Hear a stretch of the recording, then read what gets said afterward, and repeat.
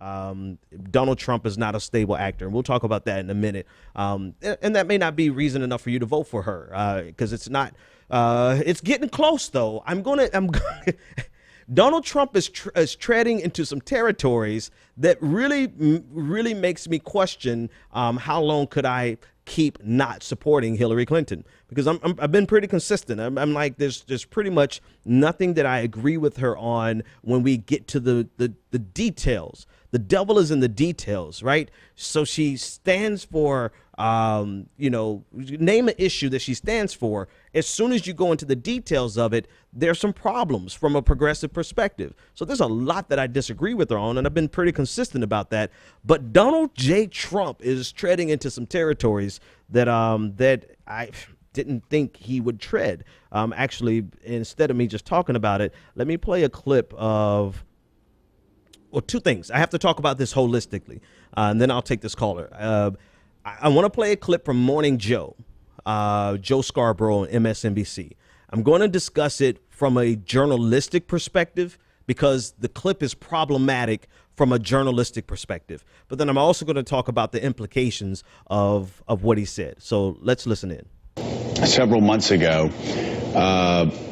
a foreign policy expert on the international level went to advise Donald Trump, and 3 times he asked about the use of nuclear weapons.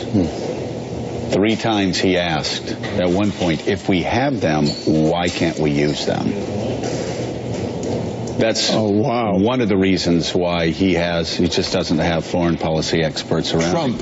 Trump asked 3 times. 3 times in an hour briefing, why can't we use nuclear weapons? All right, so let me talk journalistic wise first, because that's the first thing that jumped off the pages to me, is that Joe Scarborough is floating a tremendous accusation. I mean, it is a huge accusation against Donald Trump without any reference to a source, any way that we can verify it. In a sense, this is yellow journalism at its finest. Number 2, he said several months ago, someone told him this. If this happened several months ago and then someone legitimately told you this, how in God's green earth could you consider yourself a journalist and sit on that story for several months? It's extremely problematic how Joe Scarborough proposed this or introduced this into the national conversation. But the fact of the matter is he introduced it into the national conversation, and it has taken hold. It has been quite the conversation piece in political circles all day long. It's probably a 24-hour news cycle. However, it pushes you to the point where you have to ask yourself, what if Donald Trump actually holds this position or asked that question and was so fascinated or so disturbed about the fact that we have nuclear weapons, but we don't use nuclear weapons?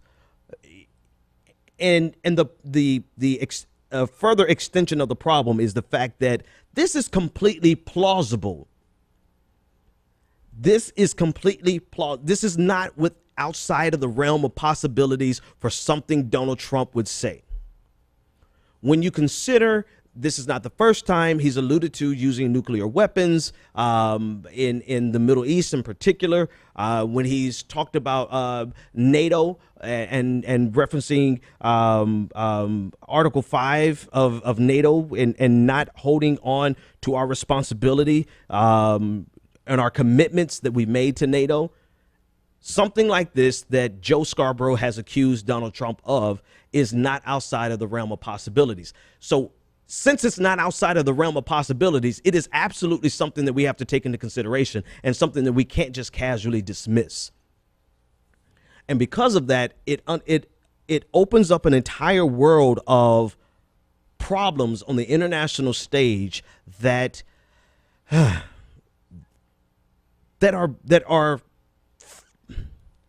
I don't want to sound too hyperbolic, but they are the quintessential example of a destabilizing factor or an irrational actor. Donald Trump talking in this manner, even in private, is akin to a Kim Jong-un, right?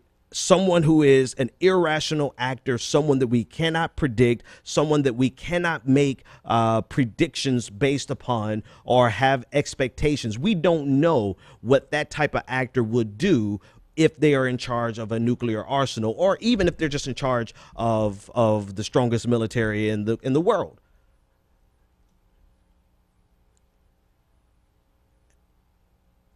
And I can't emphasize enough for me personally, because of my training, my background, international relations, international security, and the importance of predictability, the importance of our contracts, pacta sunt servanda, the agreements must be kept. This is the very fundamental basis of our entire international system.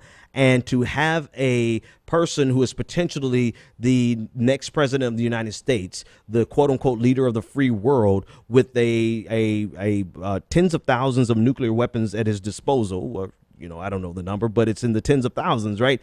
To have a person coming into the world stage that casually dismisses our responsibility to our treaty with NATO, or casually dismisses or casually floats the idea of using nuclear weapons in a world where there is a agreement of mutually assured destruction, right? There is the underlying principle that the reason we have our nuclear weapons and the reason we don't use our nuclear weapons is because if we do use our nuclear weapons, it is a guaranteed destruction of the entire planet, without question. And even more so than that is the implications of nations that don't have what this means to nations that don't have nuclear weapons. Probably more so important than nuclear armed nations. If they hear the president of and to be sure, let me start here. To be sure, the words of the president of the United States carry significant weight in the international system.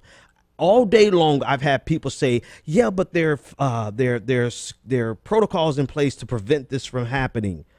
Yeah, the protocol is that there has to be a second person to confirm the actual launch or to approve the actual launch. That's pretty much the protocol, right? Other than that, who's going to, what safety features are there to prevent a madman like Trump from launching? But let's take a step back from him actually using nuclear weapons. Transmitting in the international conversation, in the international dialogue between nations, the willingness to use weapons in a casual fashion destabilizes the entire international community. Because suddenly you have nations who are vulnerable because they don't have any type of nuclear defense because they have signed on to the Nuclear Non-Proliferation Treaty, right? They have agreed to not seek nuclear weapons. So what happens in a destabilized world when you have a Donald Trump just casually saying, well, we might use nuclear weapons. Why can't we use them? Why do we make them? Why do we make them if we can't use them? Having an actor on the international stage in charge of tens of thousands of nuclear weapons casually float something like that sends warnings to people who do not have nuclear weapons, and it tells them we need to defend ourselves because we're no longer in a world where we are assured that no one is going to use nuclear weapons.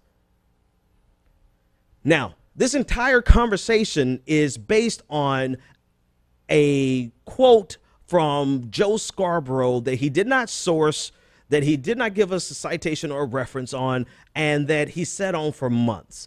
So it's quite possible that Joe Scarborough is just full of shit and trying to make a good story better, right? Let's not negate that possibility. But if you're going to consider that possibility, you must also consider, knowing the nature of Donald Trump, that this is something that is plausible, that is within his realm of possibilities. And if this is something that is possible within the realm of his possibilities, he is crossing over into something that I consider personally too dangerous to allow him to get in power. I am not concerned or even scared of the racism that Donald Trump represents or the people he fosters. I'm not. I talk about it because it bothers me, but it's not something for me to say, oh, Donald Trump is the boogeyman. You know why? Because I'm familiar with the racism that Donald Trump fosters. It's been here in America all along. So that's not something for me to say, oh, God, it's the end of the world because Donald Trump's a racist. No. I'm not concerned, I guess, out of a point of privilege about I don't think that he's the devil, or I won't fearmonger over him building a wall or his misogyny or his xenophobia, his homophobia, and all the things that he fosters. All those things that we talk about on a regular basis that are kind of fodder for the media. All those things, they don't really bother me because they're here. They are a part of America. And they're the very reason Donald Trump is even the nominee, because that is a part of America. But what's not a part of America is a precedent being set that we can completely disregard over 60 years of international norms. Actually, hell, 70. We're getting close to 70 years now. Almost 70 years of international norms around nuclear non-proliferation. Well, that was actually a little later, but the use of nuclear weapons, the NATO, the agreement around Article 5. You know, he's treading into territories that could legitimately destabilize the global order. And when I say the global order, I'm talking about the stability that we have. And you could debate me all day on proxy wars, you know, Afghanistan, the destabilized nature of the Middle East. You could argue, you know, all there are wars. There are going to be conflicts. I got it. I get it. But we have a global order that has been consistent and has been stable since the end of World War II, post World War II. And Donald Trump, if he said this, and again, I have to take a pause because it's journalism that I don't agree with from Joe Scarborough, but it does not fall outside of the realm of possibilities of Donald Trump. If he said this, then that is something that none of us have ever seen. And I put it like this to a friend earlier today. It's like, you know, we benefit, every one of us, the fact that you're able to watch my broadcast right now. Whether we like it or not, it benefits from the order and the stability that was set after World War II. Don't take my word for it. Go talk to all of the scholars that agree with me or that I agree with them because I read their work. Right? Go talk to them. We benefit from this order that yes, there are wars. Yes, there's a problem with the way we maintain this order. Yes, we have a problem with how we destabilize the Middle East, but that destabilized Middle East is actually a part of the global order. It's a part of, it's something that we can set our clock to. It's something that we can predict. It is a part of our world structure, our global society that we have had since post-World War II. And dealing with somebody like Donald Trump and the possibility of him saying this introduces a destabilizing force in the international community that we have never seen from a sitting American president, That to me that gives me pause. That gives me a moment to say, okay, Donald Trump is something different. Donald Trump is something that is unhinged. Yes. Racist. Yes. But destabilizing. Actually, I didn't even finish my last thought. We benefit from this order. Whether you agree with it or not, or know it or not, there is an order of stability in the international norms, in the international community, rather, that we benefit from and that gives us the ability to build our communities, our nation, to build our technology, to build the internet, to build our shows, to tweet, to do all the things that we enjoy every single day. It is built on the back of the international order that was structured in post-World War II.